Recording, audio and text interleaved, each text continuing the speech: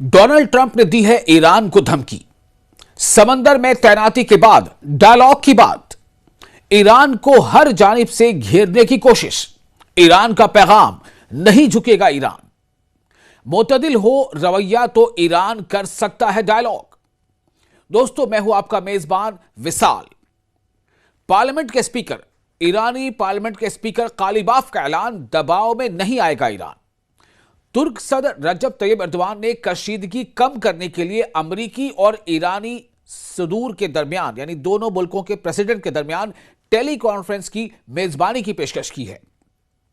मुमकिना तसादुम से बचने की पेशकश ऐसे वक्त में सामने आई है जब अमेरिकी सदर डोनाल्ड ट्रंप ने आने वाले दिनों में तेहरान के खिलाफ फौजी कार्रवाई की धमकी दी है। एक तुर्क ओहदेदार ने बताया है कि पीर के रोज ट्रंप के साथ फोन कॉल के दौरान एर्दोआन ने अपने हम मनसब से सिफारतकारी को तरजीह देने पर जोर दिया और दोनों मुल्कों के दरमियान सालिसी यानी मीडिएशन की पेशकश की। जबकि डोनाल्ड ट्रंप ने इस इकदाम में दिलचस्पी का इजहार किया।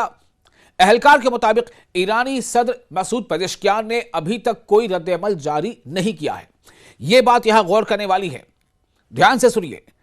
जब एर्दोआन ने पहल की तो डोनाल्ड ट्रंप ने इस इकदाम में दिलचस्पी का इजहार किया। अहलकार के मुताबिक ईरानी सदर मसूद पेजेश्कियान ने अभी तक कोई रद्द-ए-अमल जारी नहीं किया था। यानी ये जब हम रिकॉर्डिंग कर रहे हैं उस वक्त तक की बात है।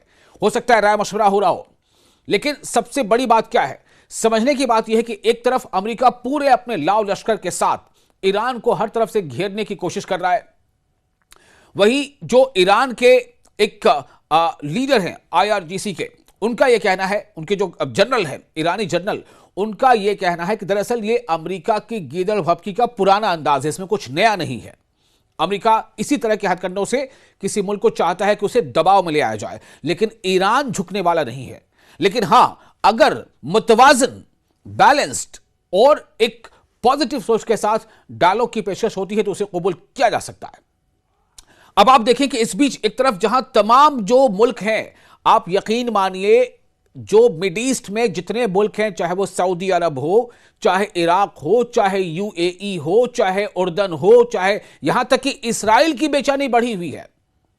चूंकि ईरान के एक सीनियर जनरल ने यह कह दिया है कि अगर ईरान पर हमला हुआ तो अमेरिकी मफादात पर तो टारगेट किया ही जाएगा, ईरान के जरिए से, ईरान की तरफ से भरपूर हमला किया ही जाएगा।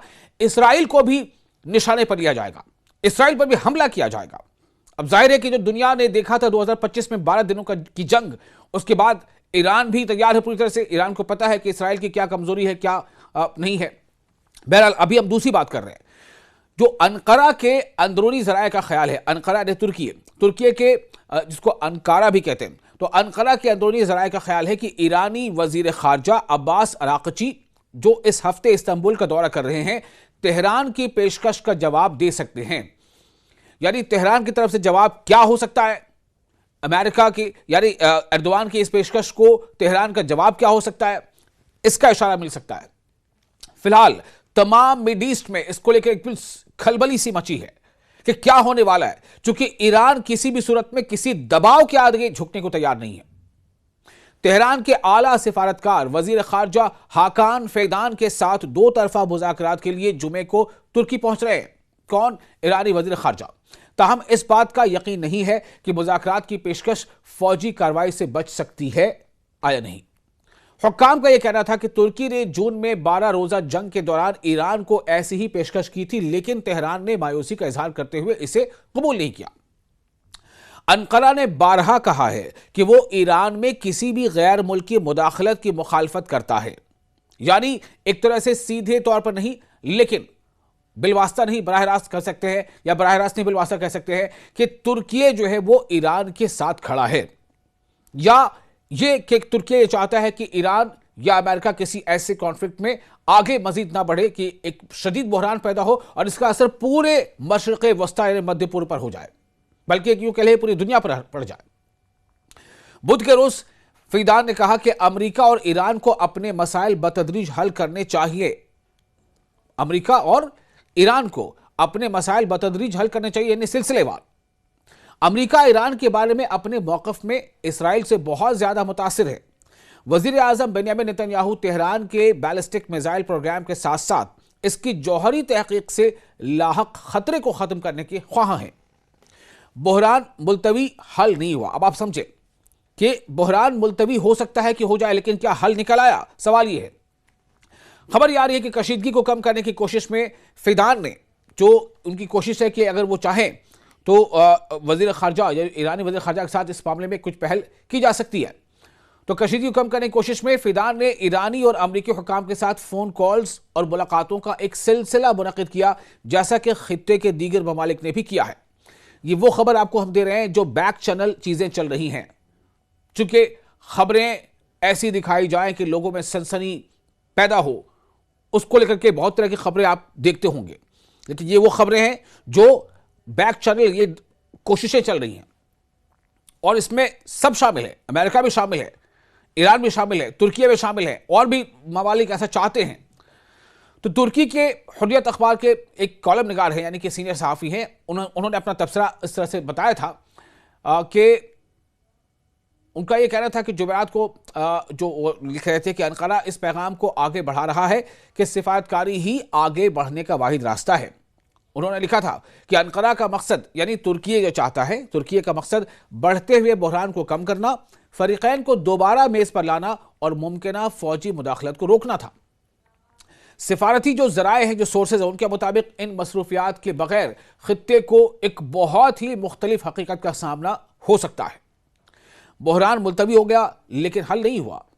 जो पिछली बार भी देखा गया कि 13 दिनों के बाद जो जंग हुई, उसके बाद फिर उस दरमियान अमेरिका ने भी हमला किया, लेकिन क्या हुआ? क्या मसले का हल निकला? तो मुबस्सिरीन आगे मजीद कहते हैं कि ईरान के जौहरी प्रोग्राम और इसकी बैलिस्टिक सलाहियतों पर तशवीश से बालातर नेतन्याहू इस साल के आखिर में पार्लिमानी इंतखाबात का सामना करते हुए अमरीकी मुदाखलत पर जोर दे रहे हैं। यानी कहीं ना कहीं ये इसराइल चाहता है कि अमेरिका कुछ इस तरह से मुदाखलत करे इस मामले पर, या ईरान पर कुछ ऐसी साजिश करे कि उसका जो एक सेंटिमेंटल फायदा हो सकता है उसको इसराइल अपने लिए कैश कर सके। मतलब यह कि बेंजामिन नेतन्याहू अपने लिए कैश कर सके, यह उनकी सोच हो सकती है। उन्होंने यह भी नोट किया है कि अगर तेहरान ईरान के तेल के जखायर पर वॉशिंगटन के साथ ताउन की पेशकश करता है तो अमेरिका मुज़ाकरात की मेज पर वापस आ सकता है। मुज़ाकरात यानी डायलॉग, बातचीत। अब ट्रंप ने खबरदार किया था, अभी बुध के रोज की बात है, ट्रंप ने खबरदार किया कि बड़े पैमाने पर आर्माडा ईरान की तरफ बढ़ रहा है और तेज रफ्तारी और तशद्दुद के साथ हमला करेगा जब तक कि तेहरान मुआहदे पर राजी नहीं होता। अपने जो सोशल मीडिया प्लेटफॉर्म है जिस पर अक्सर वो लिखते हैं, Donald Trump truth social media platform, उस पर उन्होंने लिखा था कि ट्रंप ने अमेरिकी ऑपरेशन से मुआजना किया जिसकी वजह से वेनेजुएला के सदर निकोलस मादुरो को अगवा किया गया, लेकिन कहा कि ईरान की तरफ तैनात बहरी बेड़ा जनूबी अमेरिका भेजे जाने वाले बेड़े से बड़ा था। अंदाजा करें आप क्या मतलब है, किस तरह की धमकी इसमें वाज़ेह है। उन्होंने लिखा है कि वेनेजुएला की तरह यह तैयार, आमादा और अगर जरूरत पड़ी तो तेजी और तशद्दुद के साथ अपने मिशन को तेजी से पूरा करने के काबिल है। क्या मिशन है अमेरिका का? अमेरिका का मिशन क्या बिल्कुल वेनेजुएला जैसा है? यहां पर सवाल उठ रहा है। ईरान का कहना है कि इस बात के लिए हम बिल्कुल तैयार नहीं हैं। मुनसिफाना, इंसाफ के तराजू के साथ, इंसाफ के तकाजों के साथ अगर डायलॉग होता है, बातचीत होती है, शर्तें तय होती है, तो ईरान तैयार है।